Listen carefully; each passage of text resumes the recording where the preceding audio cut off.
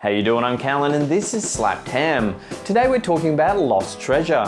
From a priceless samurai sword considered to be one of the finest ever made, to a treasure map found inside the Dead Sea Scrolls.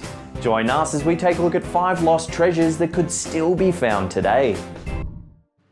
The Amber Room is a lost treasure some refer to as the 8th wonder of the world. It was masterfully crafted, once adorned with hand-carved amber, gold leaf, gemstones, gilded walls and mirrors.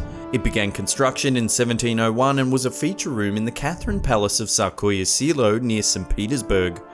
Mysteriously, during World War II, when Nazi Germany invaded Russia, the room completely vanished. As German forces descended upon the palace, local art curators attempted to disguise the room with mundane wallpaper to avoid the room being looted. However, a special German task force known as Army Group North found and disassembled the valuable room in under 36 hours, moving it to Königsberg in Prussia, what is now modern-day Kaliningrad, Russia. This would become the last known location of the Amber Room.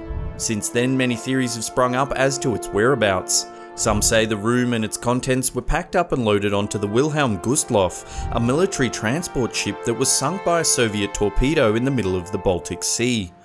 Others say it was split up and moved to various parts of the world. One pair of journalists claim it was destroyed during heavy bombing of Königsberg Castle, conducted by the Royal Air Force in 1944. Whatever the case may be, the exact location of the Amber Room still remains a mystery even today. Experts have noted that if one were to find the room today, it would be worth up to $500 million US. The room was considered so culturally significant that a replica was created over a 24-year period and can now be visited in Catherine Palace, St. Petersburg. This legendary katana blade has earned mythical status as it's been passed down from family to family, owned by great samurai and fierce shoguns. It's considered one of the finest swords ever made, and its current whereabouts is unknown. Known as the Honju Masamune, it was tempered by legendary swordsmith Goro no Yudo Masamune in the Kamakura period in Japan around the turn of the 13th century. It was a time where samurai ruled the lands, fending off Mongol invasions, aided by their immaculately crafted swords. Goro no Yudo Masamune is widely recognised as one of the greatest swordsmiths to have ever lived. He created swords and daggers for various samurai and shoguns in Japan. His blades were honoured for their superior quality in a time when tempered steel was often full of impurities. In 1939, Honjo Masamune was made a national treasure of Japan. The origin of the name of the sword is shrouded in myth and legend. It's thought to have earned the prefix Honjo from the samurai Honjo Shigenaga, who claimed the blade in battle. In the 16th century, Shigenaga came up against a fierce opponent named Umanosuke, who swung at him with the legendary sword. It split Shigenaga's helmet clean in two, but he managed to survive and overcome his attacker, claiming the sword for himself. Over the centuries, Honjo Masamune would serve its masters deftly, fending off invaders, aiding mighty shoguns in battle. It was passed from family to family, bringing honour to whoever owned it. Eventually, it fell into the hands of the Tokugawa family, who ruled Japan for over 250 years. Nearing the end of World War II, US officials declared all Japanese families must relinquish their weapons. As a sign of good faith, a member of the Tokugawa family handed over the legendary sword to the US military. This is the last time it would ever be seen again. Reports say that the Honjo Masamune and 14 other swords were given to a police station in Tokyo in December 1945. Here, a mysterious figure known only as Sergeant Coldy Bymore confiscated the weapons and disappeared. Author Josh Gates investigated the sword and found there was no record of a Sergeant Coldy Bymore whatsoever.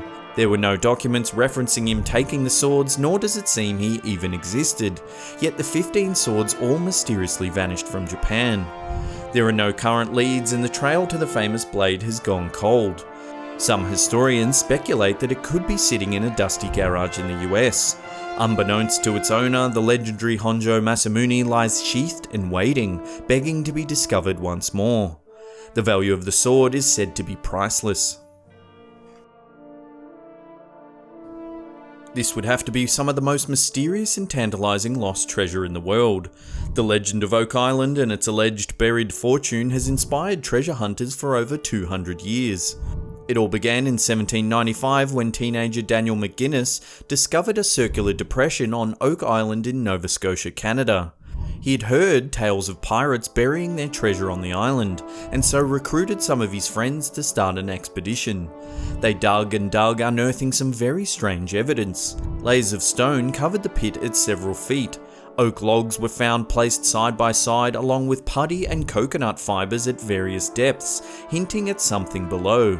However, as they dug deeper, it seemed they triggered a booby trap, as the excavated pit suddenly filled with water.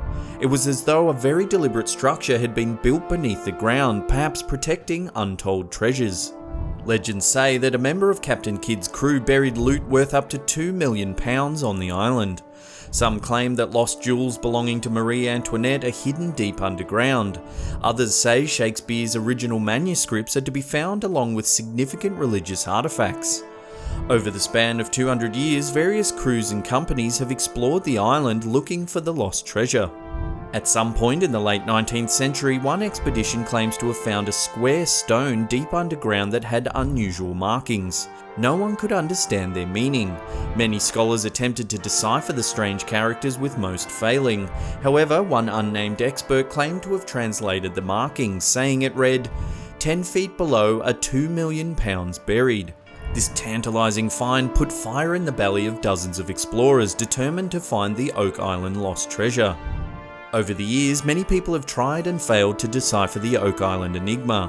Men have died, fortunes have been lost, clues have been unearthed, but still the mystery remains.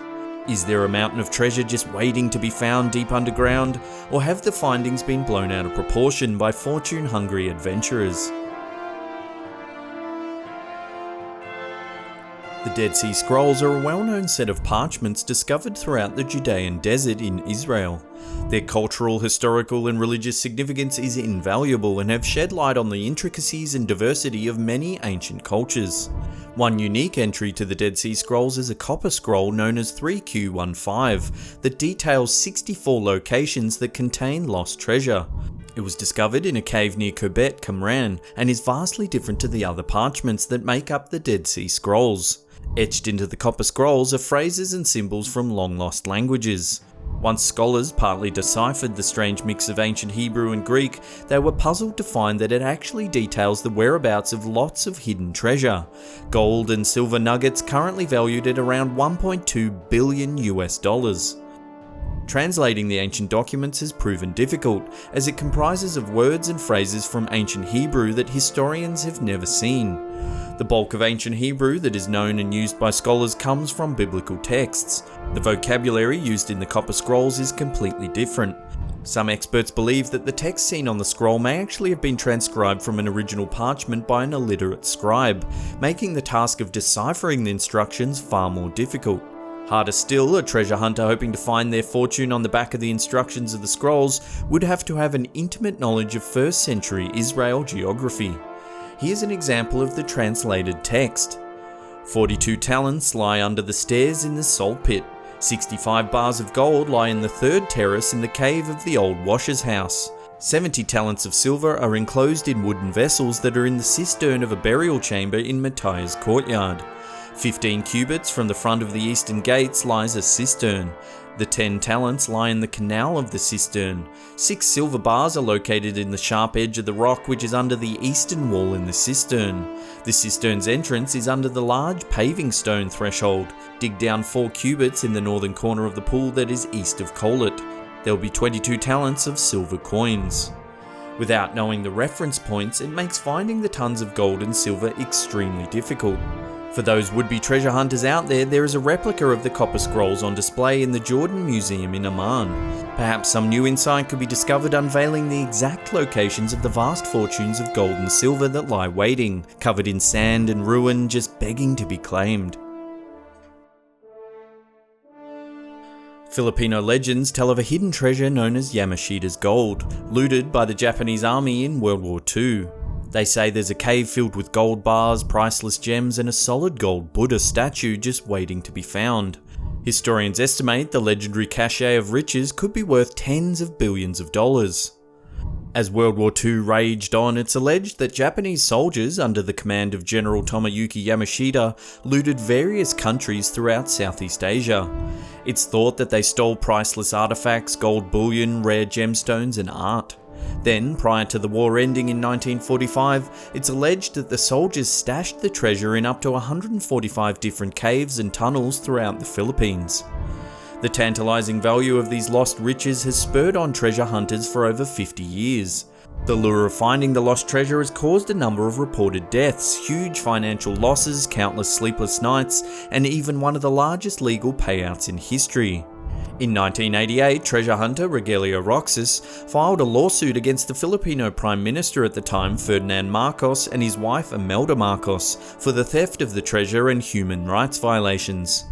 Roxas claimed that with the help of 2 Japanese army officials, including Yamashita's interpreter, he was able to map out the exact location of the famous lost treasure. He then formally applied for a treasure hunting license from a relative of Marcos, Judge Pio Marcos.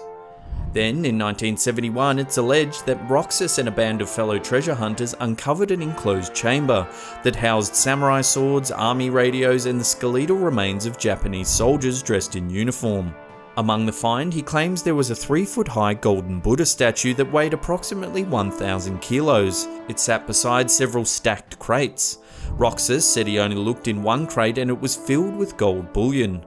Confident with his find, he sealed up the chamber for safekeeping to return at a later date to transport the treasure. According to Roxas, not long after finding the treasure, Ferdinand Marcos had Roxas beaten and arrested, confiscating the gold Buddha and crates of gold bars. In 1988, in a Hawaiian court, Roxas sued Mr. and Mrs. Marcos for the theft of the Buddha statue and gold bullion, along with human rights violations.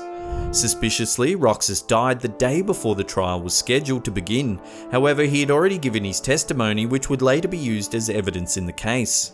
In 1996, Roxas's estate had the dispute ruled in his favour. He was awarded $22 billion, which with interest increased to $40.5 billion. At the time, it was the highest awarded judgment in history.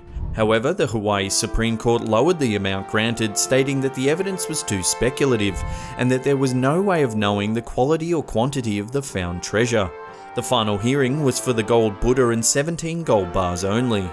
Finally, the Roxas estate was awarded a little over $19 million, a far cry from the original sum of $40 billion. In 1992, Imelda Marcos outright admitted that Yamashita's gold accounted for the bulk of her husband's wealth. Some historians speculate that Roxas found only a small portion of Yamashita's gold and that there's still more out there. In early 2017, this video clip emerged of treasure hunters who claim they found more lost treasure in a cave in the Philippines. In the video, we see several men in a muddy cave wearing diving suits. They brush sediment and dirt off what appears to be dozens of gold bars. The men in the clip alleged that the treasure was booby-trapped with explosives, possibly dating back to World War II. There appears to be no information on who these treasure hunters are or whether the find has been authenticated, so it's hard to comment on whether the footage is real. Some believe that this is another small portion of Yamashita's gold and that there is still more treasures scattered throughout the Philippines waiting to be found. If you believe you've got what it takes to be the next Indiana Jones, you can actually apply for treasure hunting permits through the National Museum of the Philippines. Well, that's the end of the episode. Thank you so much for watching. Now, in the comment section below, let us know if there's any famous lost treasures that we've missed. Then we can possibly look into them and research them and do a follow-up episode. But in the meantime, hit that thumbs up button, subscribe if you're new, and that's it for me. I'll see you all next time.